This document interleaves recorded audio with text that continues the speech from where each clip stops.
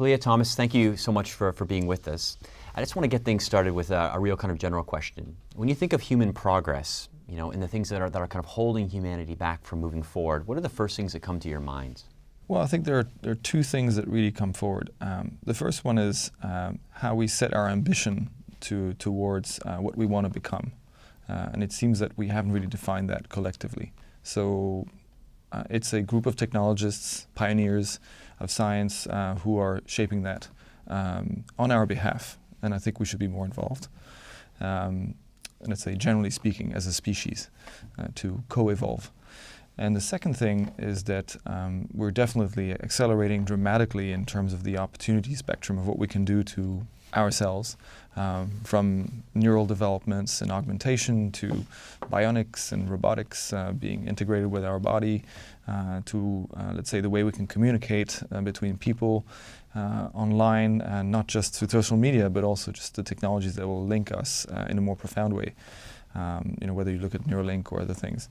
So those are the two main things that come to mind. I would like us to really be able to be more involved, at least from, let's say, a general perspective on how we shape the next human. And that's what comes up to mind. I guess you'd say there's a quote on the wall here behind me that I really love, which is, if you can't find faith in humanity, be the faith in humanity. And I feel like there is a point now where there are a lot of changes that are happening pretty rapidly, but we're not doing it consistently, and we're not doing it on purpose. And some of the outcomes of that are, frankly, sort of dystopian in the sense that we have news which is running wild, which we don't understand what's fake and what's real. We have situations where we have rising epidemics of mental health problems, rising inequality.